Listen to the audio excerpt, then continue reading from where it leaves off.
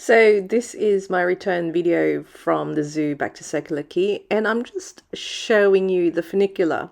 So that is the remaining structure of the funicular that would have taken you up to the northern entrance of the zoo. So it's not working anymore.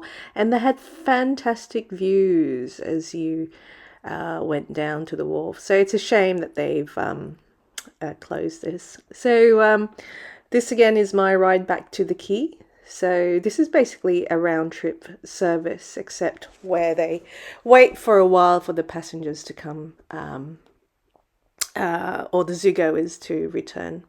There's Robertson's Point Lighthouse again. And what I liked about this trip was this nice surprise towards the end, which I wasn't expecting. Well, half and half, because the other day when I was taking the ferry, I couldn't see it, but it appeared. But I'll let you know when it comes up. So just panning again towards the eastern suburbs, and I pan northwards, so you can see what the ferry route was when I took the Rose Bay and Watson's Bay ferry service. So as we head south to the quay, there I pan to Athol Bay, where Taronga Zoo is located, and Athol Bay's beaches, which are pretty, relatively speaking, if you want to compare it to Bondi or Manly or Balmoral, are relatively quiet. So you want a piece of secluded Sydney beach, try Athol Bay. Again, all my videos so far are really taken in real time. I did wonder, maybe I should have done the time lapse, but I thought I'd add some commentary because I want you to see this from my eyes as a local. So there is Clark Island, and you can see that up close if you take the F9 service to Watson's Bay.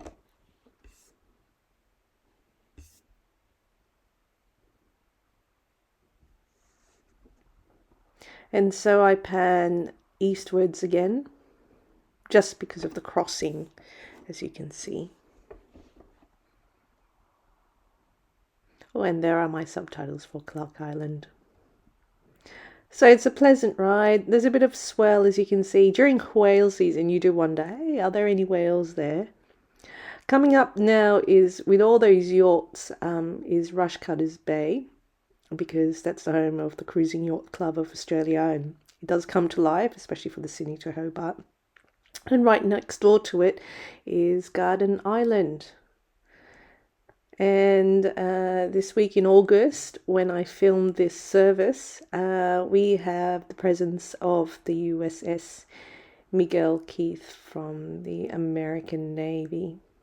So quite an imposing sight when you see these naval ships coming to Sydney.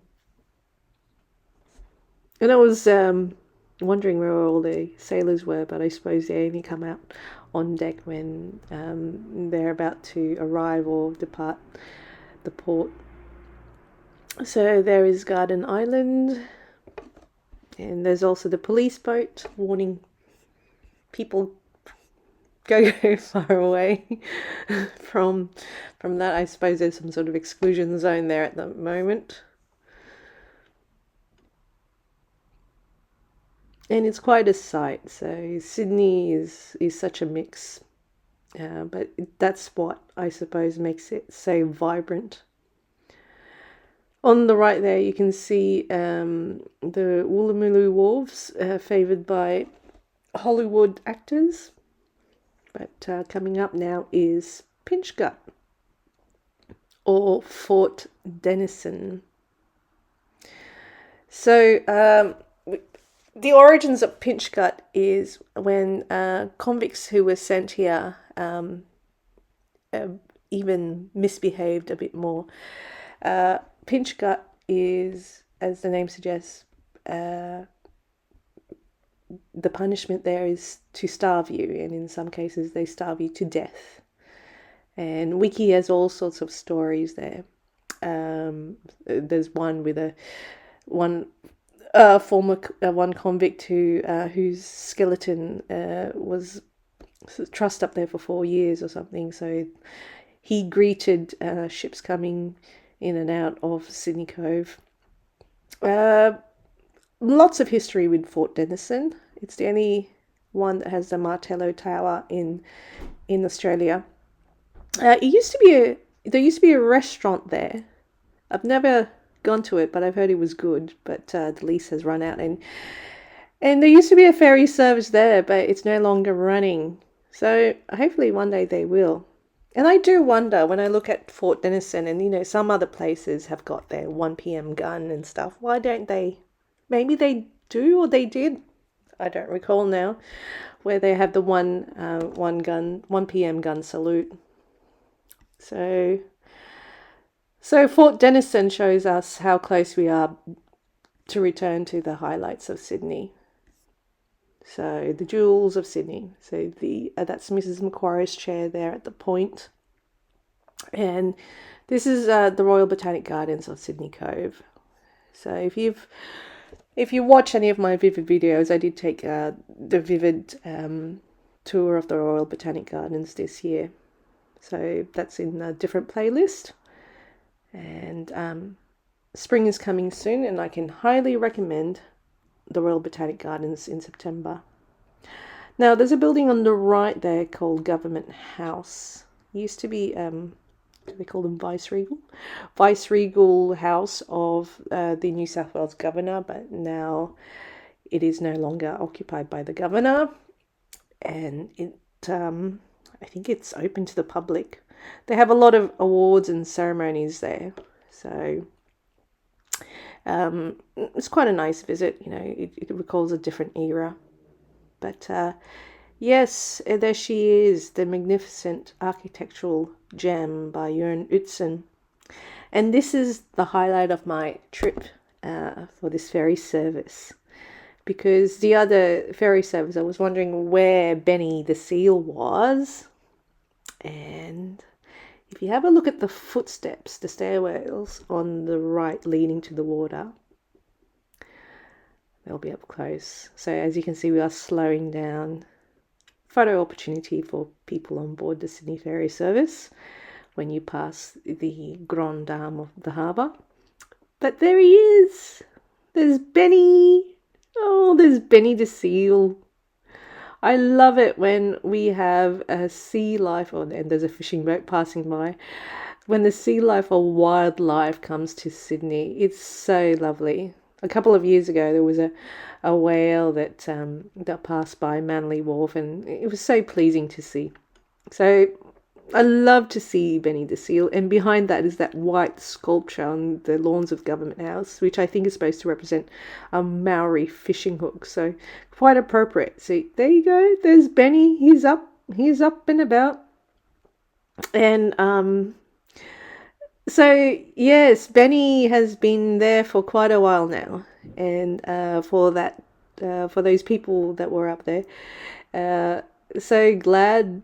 It must have been magical for them to see this wild animal there. I mean, it's nothing compared to, say, San Francisco's seals, but it's a welcome image, I think, just because the colony grew on whale hunting and seal hunting. So to have the seal return to Sydney Harbour, and there are lots of seals as well, especially around Botany Bay, and there's penguins too.